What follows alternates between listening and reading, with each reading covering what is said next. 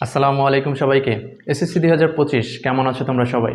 আশা করি সবাই ভালো আছো। তোমরা যে যেখান থেকে এই মুহূর্তে আমাকে দেখছো এবং শুনছো, তোমাদের সকলের উপর আল্লাহ তাআলার অশেষ রহমত বর্ষিত হোক। আজকে আমি তোমাদের ইংরেজি প্রথম পত্র এবং দ্বিতীয় পত্রের প্যারাগ্রাফের উপর একটি ফাইনাল সাজেশন দিব।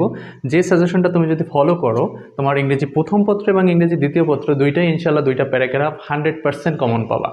সো তোমাদের বলবো অবশ্যই একটু ভিডিওটা মনোযোগ সহকারে ধৈর্য সহকারে দেখবা। তোমরা সাজেশন পাওয়া মাত্রই মনে করো সব কিছু পেয়ে ফেলেছে এমন না। তোমাদের শেষে একটু হচ্ছে প্যারাগ্রাফ কীভাবে কি লিখলে বা কীভাবে পড়লে হচ্ছে তোমার সবথেকে বেশি মার্কসটা পাওয়া যায়, হ্যাঁ, কীভাবে পড়লে বেশি মনে থাকে সে বিষয়ে শেষে একটু আলোচনা করবে এবং কেন তোমার হচ্ছে প্যারাগ্রাফগুলো গুরুত্বপূর্ণ সে বিষয়ে আলোচনা থাকবে। সো সবাইকে অনুরোধ করবো পুরো ভিডিওটা একটু মনোযোগ সহকারে দেখো। দেখো, প্রথমে তোমাদের যে প্যারাগ্রাফটা আমি রেখেছি সেটা হলো অ্যান্টি ডিসক্রিমিনেশন স্টুডেন্ট মুভমেন্ট। হ্যাঁ, আমাদের অনেক সময় দেখা যায় যে বর্তমান সমসাময়িক যে তোমার হচ্ছে বিষয়গুলো থাকে সেগুলোর উপরে প্যারাগ্রাফ প্রচুর পরিমাণে আসে, ঠিক আছে? তো এজন্য এইটা হচ্ছে তোমার খুবই গুরুত্বপূর্ণ। তোমার হচ্ছে যে আমাদের গণ অভ্যুত্থান গেল বা তোমাদের হচ্ছে মানে তোমার হচ্ছে ছাত্রদের যে আন্দোলনের বিষয়টা, এটা কিন্তু এই প্যারাগ্রাফের মাধ্যমেই ফুটে ওঠে এবং এই প্যারাগ্রাফটা দিতে পারে, ঠিক আছে? সো এজন্য এই প্যারাগ্রাফটা খুবই গুরুত্ব সহকারে পড়বা তোমরা। পরবর্তীতে হচ্ছে ডেঙ্গু ফিভার। দেখো, ডেঙ্গুর প্রকোপ আমাদের সমাজে বলো দেশে বলো দিন দিন বাড়তেছে। সো ডেঙ্গু ফিভার বা তোমার হচ্ছে ডেঙ্গু জ্বর যে প্যারাগ্রাফটা আছে এটা কিন্তু খুবই গুরুত্বপূর্ণ, হ্যাঁ, এবং প্রায় বছরই ঘুরে ফিরে প্রায় বোর্ডেই আসে। সো এই জন্য এগুলো হচ্ছে গুরুত্বপূর্ণ দিক যেগুলো তোমার হচ্ছে বেশি আসার মতো বা হচ্ছে তোমার সমসাময়িক যে বিষয়গুলো সেগুলো কিন্তু আমি প্যারাগ্রাফের সাজেশনের লিস্টে শুরুতে রেখেছি, ঠিক আছে? এরপরে হচ্ছে 3 নম্বরে প্রাইস হাইক, দ্রব্যমূল্যর ঊর্ধ্বগতি, এটা প্রচুর পরিমাণে আসে এবং ঘুরিয়ে ফিরে প্রায় বোর্ডেই আসে। সো এটা তোমরা পড়বা। তারপর হচ্ছে ট্রি প্লান্টেশন, বর্তমান সময়ে আমাদের বৃক্ষরোপণ কতটা গুরুত্বপূর্ণ সেটা সবাই জানো এবং এই প্যারাগ্রাফটাও খুবই গুরুত্বপূর্ণ। তারপর হচ্ছে ডিফরেস্টেশন অর্থাৎ বন উজাড়, হ্যাঁ, অর্থাৎ বৃক্ষরোপণের পাশাপাশি এটা রেখেছি বন উজাড়, এটাও প্রচুর পরিমাণে তোমাদের পরীক্ষায় আসে, হ্যাঁ, হয় ফার্স্ট পেপারে আসবে না হয় সেকেন্ড পেপারে আসবে। তোমাদের আলাদা আলাদা করে কিন্তু আর কোনো সাজেশন খুঁজতে হবে না ফার্স্ট পেপারের জন্য, সেকেন্ড পেপারের জন্য আলাদা করে কোনো সাজেশন খুঁজতে হবে না। তোমরা জাস্ট যে কয়টা প্যারাগ্রাফ এখানে দিয়েছি এই কয়টা ফলো করলেই 100%-এর বেশি পার্সেন্ট শিওর দিয়ে বলতে পারি এখান থেকে একটা কমন আসবেই কিন্তু, হ্যাঁ, দুইটা সাবজেক্টে দুইটা কমন পাবা ইনশাল্লাহ। তো এরপর হচ্ছে এনভায়রনমেন্ট পলিউশন, এটা হচ্ছে তোমাদের কি যে পরিবেশ দূষণ, এটাও খুবই গুরুত্বপূর্ণ এবং প্রচুর পরিমাণে আসে ঘুরিয়ে ফিরে যে কোনো বোর্ডেই। অনেকে আবার বলে থাকো কোন কোন বোর্ডের জন্য এটা প্রযোজ্য, আমি বলবো এটা সকল বোর্ডের জন্য প্রযোজ্য। কারণ আমি হচ্ছে কখনোই নির্দিষ্ট কোনো বোর্ডের জন্য সাজেশন তৈরি করি না, আমি হচ্ছে সকল বোর্ডগুলো অ্যানালাইসিস করি, সকল বোর্ডের পূর্বের প্রশ্নগুলো অ্যানালাইসিস করি, তারপর হচ্ছে তোমাদের একটা সাজেশন দিয়ে থাকি।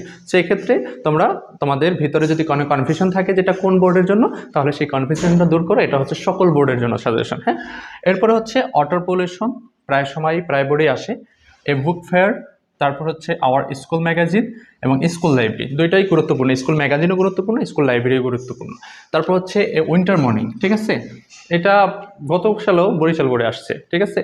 তো এরপর হচ্ছে ইম্পর্টেন্ট অফ লার্নিং ইংলিশ, এটাও খুবই গুরুত্বপূর্ণ। তারপর হচ্ছে ট্রাফিক জ্যাম, ট্রাফিক জ্যামের সাথে আর একটা কমন যেটা আছে লোডশেডিং, সেটা খুব এখন একটু কম আসে এজন্য লেখি নাই তোমাদের। তো কেউ যদি পড়তে চাও ট্রাফিক জ্যামের পাশাপাশি আর একটা লেখা নিও লোডশেডিং, এই দুইটা কমন প্যারাগ্রাফ এবং বেশি সময় ধরে আসে, হ্যাঁ, ট্রাফিক জ্যাম এবং হচ্ছে তোমার হচ্ছে লোডশেডিং। তারপর হচ্ছে আর্লি রাইজিং, খুবই গুরুত্বপূর্ণ একটা প্যারাগ্রাফ। তারপর হচ্ছে ড্রাগ এডিকশন, ঠিক আছে, তোমার এটা কিন্তু প্রচুর পরিমাণে এখন আসার সম্ভাবনা আছে 15 নাম্বারটা, হ্যাঁ।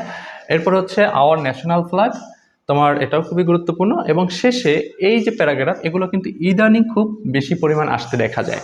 Life of a farmer, day labour, ঠিক আছে, তারপরে স্ট্রিট হকার, রিক্সা পুলার, অর্থাৎ এই প্যারাগ্রাফ তোমরা হচ্ছে একটা দিয়ে কিন্তু অনেকগুলো লেখা যায় যদি মিলাই পড়ো। তবে আমি কখনোই একটা প্যারাগ্রাফ দিয়ে অনেকগুলো প্যারাগ্রাফ লেখার জন্য কাউকে আমি উৎসাহিত করি না। ওইটা হচ্ছে যখন নাই মামার থেকে কানা মামা ভালো, অর্থাৎ তোমার কমন পড়ে নাই তখন তুমি ওই বিষয়টা অ্যাপ্লাই করতে পারো যে একটা প্যারাগ্রাফ দিয়ে আমি 100টা প্যারাগ্রাফ লিখতে পারি, সেরকম একটা লিখে দিতে পারো। কিন্তু তুমি সবসময় চেষ্টা করবা তোমার ভিতরের সর্বোচ্চটা দেওয়ার, অর্থাৎ তুমি একটা প্যারাগ্রাফ মুখস্থ করে সেইটা লেখার চেষ্টা করবা। কখনোই তোমরা হচ্ছে অনেকেই তোমার এই জিনিসটা শেখার পর বা পাওয়ার পর বা কোথাও শোনার পর তোমরা ঠাস করে একটা সিদ্ধান্ত নিয়ে ফেলো যে আমি একটা প্যারাগ্রাফ পড়বো, এই একটা দিয়ে আমি 50টা লিখবো, আর একটা পড়বো সেটা দিয়ে 50টা, যেমন গুড সাইড ব্যাড সাইড আমরা যেরকম তোমাদের বলে থাকি। তবে সেটা হচ্ছে কখন তোমার একটা প্যারাগ্রাফ তুমি 15টা পড়ছো, প্যারাগ্রাফ 10টা প্যারাগ্রাফ পড়ছো, সেখান থেকে কমন পড়ে নাই, তখন তোমার হচ্ছে যখন কমন পড়ে নাই তখন হচ্ছে ওরকম একটা সিদ্ধান্ত নেওয়া যায় যে আমি একটা দিয়ে লিখে আসি, অর্থাৎ কিছু মার্কস আমি আমি পাবো, সেখানে 100% মার্কস পাবো না। কিন্তু তুমি কখনোই একটা প্যারাগ্রাফ দিয়ে তোমার যে 50টা লেখা যায় সেরকম প্যারাগ্রাফ লিখে তুমি ফুল মার্কস আশা করতে পারবা না। হ্যাঁ, কারণ প্রত্যেকটা স্যার পেপার দেখতে দেখতে অভ্যস্ত, তারা পেপারটা ধরলেই বুঝতে পারে যে এই ছেলেটা বা এই মেয়েটা কি দিয়ে বা কিভাবে লিখছে। ঠিক আছে, সো এজন্য তোমরা চেষ্টা করবা তোমাদের এইখানে যে কয়টা প্যারাগ্রাফ দিয়েছি এই কয়টাকে খুব ভালোভাবে মুখস্থ করার। অবশ্যই বলবো কিভাবে মুখস্থ করতে হবে, তবে এর ভিতরেও আরও কিছু বেশি গুরুত্বপূর্ণ যেগুলো আছে, যেগুলো বেশি ফোকাস দিবা সেগুলো যদি আমি একটু আন্ডারলাইন করে দিই, তোমার হচ্ছে 1 নাম্বার, ঠিক আছে, 2 নাম্বার, 3 নাম্বার, 4 নাম্বার, তারপর হচ্ছে 6 নাম্বার, তারপর হচ্ছে তোমার 9 নাম্বার, 11, তোমার হচ্ছে 15, তোমার হচ্ছে 17। হ্যাঁ, এর পাশাপাশি তোমরা হচ্ছে ট্রাফিক জ্যাম যেহেতু কমন আসে এগুলো, তো এই কয়টাকে একটু বেশি ফোকাস দেবে, অর্থাৎ 1টা 2টা 3টা 4টা 5টা 6টা 7টা 8টা 9টা 10টা, এই 10টা। ঠিক আছে, এইটার ভিতরে কিন্তু অনেকগুলো আসা যায়, এই 10টার একটু বেশি ফোকাস দিবা, কিন্তু পড়বা সব কয়টাই। ঠিক আছে, এখানে যে কয়টা আছে এই কয়টাই পড়বা, এবং এই কয়টা পড়লে তুমি 1000% শিওর থাকো এখান থেকে দুইটা সাবজেক্টে তুমি 2টা কমন পাবাই। হ্যাঁ, কিন্তু বেশি ফোকাস দেবা, যে কয়টা একটু তোমার হচ্ছে গোল চিহ্ন দিয়ে দিলাম, এগুলো একটু বেশি ফোকাস মানে বুঝো, বেশি ফোকাস মানে হচ্ছে তুমি একটু ভালো করে পড়বা এগুলা, হ্যাঁ, যাতে তুমি লেখার সময় খুব সুন্দর মতো লিখতে পারো, বা তোমার হচ্ছে পরীক্ষা আসা মাত্র দেখা মাত্রই তুমি লিখে দিতে পারো। এভাবে একটা প্রিপারেশন নেবা এই কয়টার ভিতরে। বাকি যেগুলো আছে সেগুলো পড়বা, অবশ্যই লেখার মতো করে পড়বা, এবং সেটা একটা ভালো প্রিপারেশন নিয়ে রাখবা। হ্যাঁ, এখন কথা হলো কীভাবে পড়বা। প্যারাগ্রাফ পড়ার কিছু নিয়ম আছে। তোমরা প্যারাগ্রাফ সবসময় হচ্ছে কি মুখস্থ করে যাও, মানে যতটুকু চেষ্টা পারো সবসময় মুখস্থ বেজে থাকো, কিন্তু একটা বারও হচ্ছে কখনো কোনো প্যারাগ্রাফের হচ্ছে অর্থ বুঝে তারপর মুখস্থ করার চেষ্টা করো না। এটা হলো তোমাদের সবথেকে বড় ভুল। এক্ষেত্রে তোমরা হচ্ছে প্রত্যেকটা প্যারাগ্রাফ পড়ার ক্ষেত্রে একটু বাংলাটার অর্থটা বুঝে, মিনিংটা বুঝে তারপরে মুখস্থ করার চেষ্টা করবে। এতে করে হবে কি, মনে করো আমাদের অনেক সময় হয় কি আমরা প্যারাগ্রাফে 2টা লাইন ভুলে যাই, কিন্তু বাংলা মিনিংটা মনে না থাকার কারণে আমরা সেখান থেকে আর এগোতে পারি না। অর্থাৎ তুমি একটা জায়গায় থাইমা থাকবা, সেখানেই তুমি স্টপ হয়ে থাকবে এমন না, তুমি যেন তোমার কলম থামার পরে তোমার কলমটা আবার খুব দ্রুত সেটা চলা শুরু করে, এইটা করেই দেয় তোমার হচ্ছে যখন তুমি একটা প্যারাগ্রাফের অর্থ সহকারে বুঝে তুমি তারপরে মুখস্থ করবা। সো প্রত্যেকে অনুরোধ করবো প্যারাগ্রাফ পড়ার ক্ষেত্রে প্রত্যেকে একটু অর্থ বুঝে, অর্থের সামঞ্জস্য রেখে, ঠিক আছে, অর্থের মিনিংগুলো বুঝে তারপরে মুখস্থ করা, তাতে করে তুমি হচ্ছে বাংলা থেকে ইংরেজিতে কনভার্ট করতে পারো। হ্যাঁ, কারণ যখন তুমি প্যারাগ্রাফটা মুখস্থ হয়ে যাবে, বাংলা তো স্বাভাবিক ক্ষেত্রে আমাদের মুখস্থ করা লাগে না, আমরা এমনিতেই পারি, তখন মুখস্থ হলে তুমি বাংলা টু ইংলিশ কনভার্ট করতে পারবে। আর এই যখন কনভার্টের বিষয়টা আসবে, তুমি ইংরেজিটা ভুলে গেলেও তখন বাংলাটা মনে পড়বে, তখন কিন্তু সেটা তোমার ইংরেজি অটোমেটিকলি ব্রেনে চলে আসবে, এবং তোমার হচ্ছে লেখার যে থেমে থাকার বিষয়টা সেটা কিন্তু আর থাকবে না। ঠিক আছে, সো অবশ্যই পড়ার সময় এই বিষয়টা ফলো করবা। আরেকটা বিষয় হলো, তোমরা সবসময় চেষ্টা করো প্যারাগ্রাফটা ছোটো করে লেখা। এই কাজটা করবা না। একটা প্যারাগ্রাফ মিনিমাম হচ্ছে 1.5 থেকে 2 পেজ লিখবা। হুম, 1 পেজের ভিতরেই তোমরা মনে করো এরকম 1 পেজের ভিতরেই সীমাবদ্ধ করে ফেলো। একটা প্যারাগ্রাফ এরকম 1 পেজের ভিতরেই সীমাবদ্ধ করে ফেলো।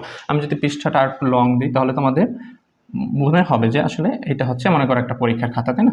এখন এইখান থেকে লেখা শুরু করে তোমরা চেষ্টা করো যে মনে করো এই 1 পেজের ভিতরে লিখে ফেলার চেষ্টা করো না, এইটা কখনো করবা না। একটা প্যারাগ্রাফ চেষ্টা করবে এখান থেকে লেখা শুরু করছে, 1 পেজ হয়েছে, আরও একটা পেজ যদি পারো এই পুরোটা লিখতে পারলেও না পারলেও মনে করো এই অন্তত এই পর্যন্ত তোমার হচ্ছে তোমরা লিখবা। ঠিক আছে, কারণ একটা প্যারাগ্রাফ একটা পেজের ভিতরে সীমাবদ্ধ করাটা ঠিক না, এতে ফুল মার্কস পাওয়া যায় না। এবং সেক্ষেত্রে আবার মনে করো হচ্ছে যাদের হাতের লেখা অনেক ছোট, এটা কিন্তু দেখলে বোঝা যায়। এখন একজনের হাতের লেখা খুব ছোট, সে 1 পৃষ্ঠা মনে করে লিখলেই এনাফ। হ্যাঁ, এখন সে যদি চায় আমার 2 পৃষ্ঠা, আমি বলছি স্যারের কথা শুনছি 2 পৃষ্ঠায় লিখতে হবে, তাহলে সে এখন বানাই লিখবে। বানাই লিখলে সেটা তো মনে করো যদি অর্থের সামঞ্জস্য না থাকে তাহলে সেটাই আবার হচ্ছে অন্যরকম ধরা খাওয়া। তো সেক্ষেত্রে যাদের হাতের লেখা অ্যাজ ইউজুয়াল মিডিয়াম হাতের লেখা, তারা হচ্ছে 1.5 পৃষ্ঠা 2 পৃষ্ঠা লিখলেই আনাপ। আর যাদের হাতের লেখা ছোট, তাদের যদি মনে করো যে 1 পেজে লিখলে অনেক লেখা হয়ে যায়, সেটা তো দেখলেও বোঝা যায় ছোট হাতের লেখা অনেকখানি, মানে 1 পেজে লিখলে বোঝা যায় যেখানে অনেকখানি লেখা আছে, তাই না? তো সেক্ষেত্রে তোমরা হচ্ছে 1 পেজও লিখতে পারো, তবে চেষ্টা করবা একটু বাড়াইয়া বা বড় করেই লেখার। অনেক সময় দেখা যায় আমরা ছোট করার চেষ্টা করি প্যারাগ্রাফকে, না, এই এসএসসি বয়সে আর ছোট করার সিস্টেম নাই বা ছোট করার সময় নাই। ঠিক আছে, এখানে তুমি বইয়ে যেটা পড়তেছো চেষ্টা করবো হুবহুব সেটাই মুখস্থ লেখার।